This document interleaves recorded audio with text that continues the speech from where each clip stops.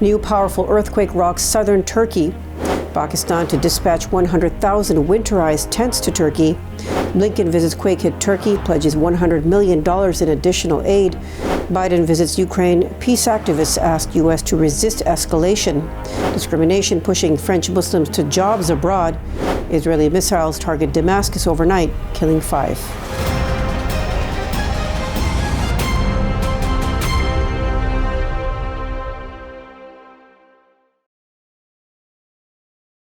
From our Chicago studios, this is the Muslim News on Muslim Network TV. Assalamu alaikum, I'm Samana Siddiqui. Our top story tonight, a magnitude 6.4 earthquake struck the Turkey-Syria border region today, 2 weeks after a devastating quake killed over 46,000 people. Monday's aftershocks were also shallow. This means they pose serious danger to those in the quake zone. Al Jazeera's Asad Beg, reporting from Gaziantep, said there were reports of more structures being destroyed in the region. He added that there were many aftershocks that were continuing. Turkey's disaster management agency has said over 6,000 aftershocks hit those provinces that formed the disaster zone. The country has provided shelter to over 1.68 million people who were affected by the February 6 quake, President Recep Tayyip Erdogan has announced. He also said that construction of nearly 200,000 houses in quake-hit areas is also set for March. Pakistan's Prime Minister Shehbaz Sharif on Sunday said his country will dispatch 100,000 winterized tents to earthquake victims in Turkey by the end of this month. Pakistan and China are the two largest tent manufacturers in the world. Sharif said the tents are being prepared in consultation with Turkey's Disaster and Emergency Management Authority, considering weather conditions of affected areas. Pakistan has already dispatched more than 500 tons of relief goods to Turkey. U.S. Secretary of State Antony Blinken visited Turkey on Sunday to show solidarity and convey his condolences. He also promised an additional $100 million in U.S. aid after the devastating earthquakes on February 6. Those have killed over 46,000 people in southeastern Turkey and northwest Syria. President Joe Biden initially pledged $85 million for the two countries just days after the 7.8 magnitude earthquake hit. The American Muslim community has raised $100 million for earthquake relief. President Joe Biden made a surprise visit to Ukraine's capital, Kyiv, on Monday. He promised increased arms deliveries for the country. He also pledged unflagging support ahead of the first anniversary of Russia's invasion of Ukraine. Meanwhile, peace advocates from across the U.S. will convene on Tuesday in Washington, D.C. to lobby lawmakers. They will urge them to push for a ceasefire and diplomatic talks in Ukraine. Ann Wright, a retired Army colonel and State Department diplomat, said the U.S. needs to stop rubber stamping tens of billions of dollars for weapons. She called it an unwinnable proxy war between the United States and Russia. A new study by University of Lille professor Olivier Estevez reveals educated Muslims are leaving France. The study says the exodus is contributing to a brain drain in the Eurozone's second largest economy. Estevez surveyed over 1,000 Muslims who left France. More than two-thirds said they relocated to practice their religion more freely. Meanwhile, 70% said they left France to face less frequent incidents of racism and discrimination. Islamophobic attitudes have become more pervasive across France, which is home to Europe's largest Muslim population. The 2015 terror attacks in Paris, claimed by ISIS, has fueled more animosity toward France's Muslim population. President Emmanuel Macron's centrist government has since passed a series of policies to curb what it calls radical Islamic terrorism. That includes the closure of mosques and Islamic schools. Critics say such policies have created a culture of hostility. Syrian military officials say 5 people are dead after Israeli missiles hit the capital Damascus and surrounding areas on Sunday. The overnight attack also badly damaged a building in a district home to several state security agencies, a war monitoring group said. Rami Abdurrahman, head of the UK-based Syrian Observatory for Human Rights, said civilians, including 2 women, were among those killed. He said it was the deadliest Israeli attack in the Syrian capital since the start of the civil war in March 2011.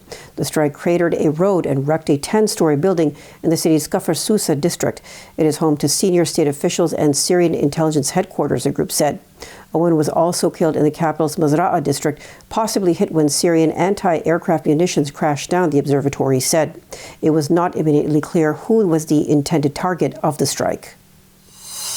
World Food Program to cut rations to Rohingya refugees. Details after the break, so stay tuned.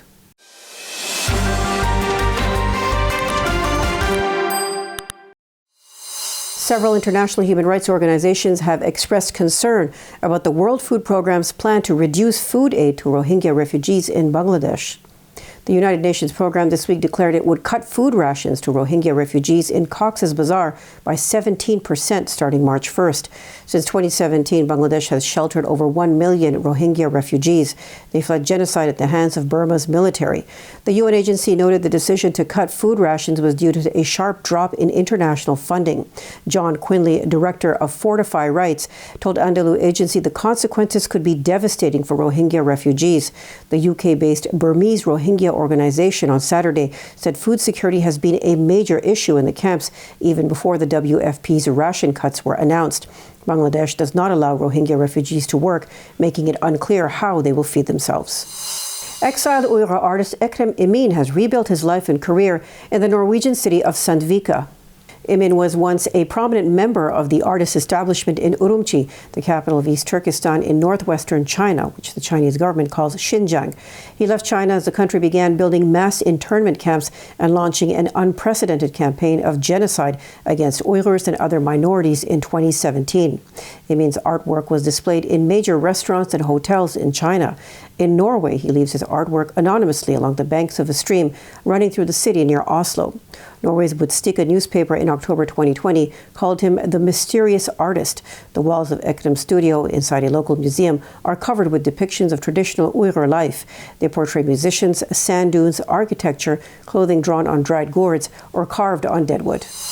Online violence targeting Indian journalist Rana Ayyub aims to silence her, according to a report published by the New York-based International Center for Journalists. The more the Indian journalist and Washington Post columnist is attacked, the harder she fights back, it said. The report is a data case study examining the prolific campaign of online violence against Ayyub, particularly on Twitter. It analyzed nearly 13 million tweets targeting her between December 2019 and March 2022. Ayyub has faced severe harassment on Facebook and Instagram, but the online violence she experiences is largely through Twitter, where she has more than 1.5 million followers, the report said. Researchers used natural language processing tools to examine tweets attacking her. Out of 8.7 million tweets directed at her, they identified over 44,000 clearly abusive tweets in English and Hinglish, a hybrid of English and Hindi, that were isolated for detailed analysis. The report found more than 62% of online abuse against her were personal attacks that were also sexist, misogynist, sexually explicit, and racist in nature. Ohio's Environmental Protection Agency and Republican Governor Mike DeWine are assuring residents of East Palestine that municipal water has not been contaminated. Concerns arose after a train derailment in the village earlier this month. The 150-car train was carrying the toxic chemical vinyl chloride. The only publicly available data comes from testing funded by the company behind the crash. But on Friday, the Huffington Post reports that Dallas-based consulting firm AECOM contracted with Norfolk Southern, the company which operated the train. AECOM drew samples of water from 5 wells and from treated municipal water. DeWine said Wednesday those tests showed no evidence of contamination. But one aquatic ecologist told HuffPost the lab report indicates several testing errors that violated federal standards and should have disqualified the results. Prominent stars and the highest-ranking executives at Fox News did not believe in former President Donald Trump's claims of fraud in the 2020 presidential election. They privately ridiculed him, but Fox News continued to publicize the debunked claim on air.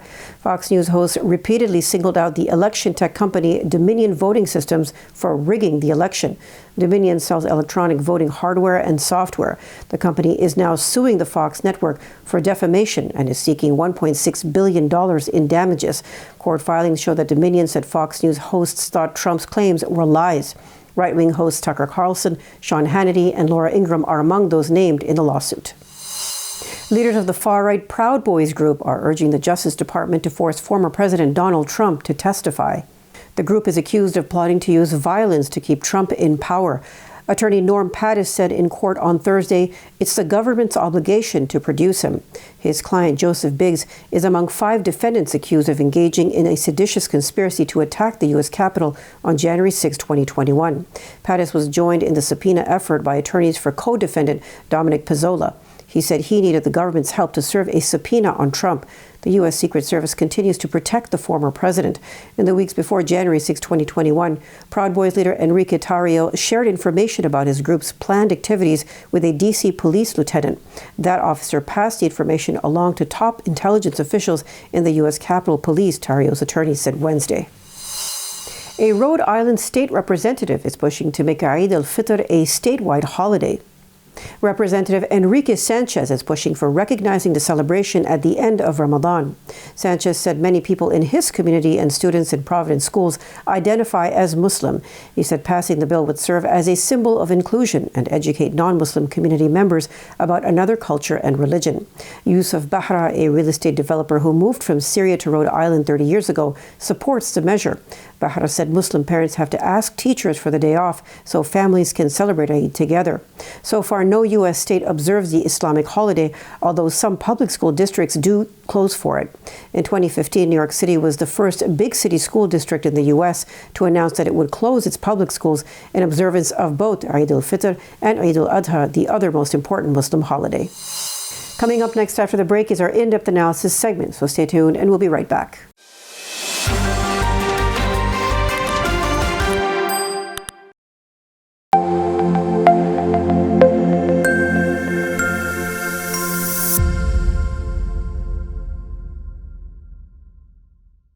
Welcome back. It's time for our in-depth analysis segment. Let's watch. American Muslims by now has given $100 million to take care of the survivors of the terrible earthquake in Turkey and Syria. Now situation is even worse. 36,000 are found dead, more being counted. United Nations says it may go up to 56,000 deaths. But survivors, in freezing weather, most of them without any tent and a shelter, need help. American government has given $85 million. That's good, but more need to be done. I happened to be in San Diego, California this weekend, and enter a mosque community hall, and it has piles and piles of things which are being packed by volunteers. And I requested the Imam if I can talk to him. Imam Taha Hassane, welcome to Muslim Network TV. Assalamu alaikum. Wa alaikum assalam wa rahmatullah. Imam Mujahid, thank you for inviting me. Imam Taha Hassane is a leader of Muslim community in San Diego. I was quite impressed by the response of your community. Please share with our audience how has been the response to this terrible tragedy by the community in your mosque and around in the city. Bismillah walhamdulillah wassalatu wassalamu ala rasulillah. Again, thank you for having me.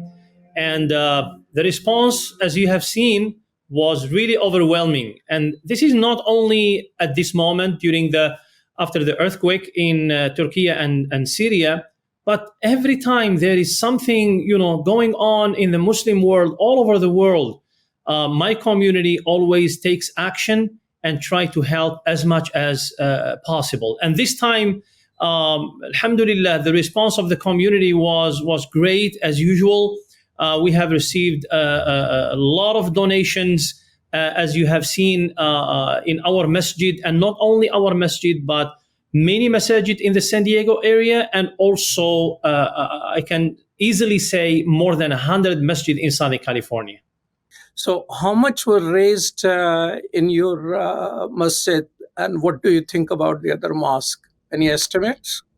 Yes, until now, people give on Friday, and then those who were not there, those who didn't have their checks with them, they keep coming during the weekend. And until today, Monday, people keep coming and donating. I can tell you easily more than $60,000 only from our masjid and from several other masajid here in San Diego and almost every single masjid I know in Southern California had a fundraising for the earthquake this past Friday.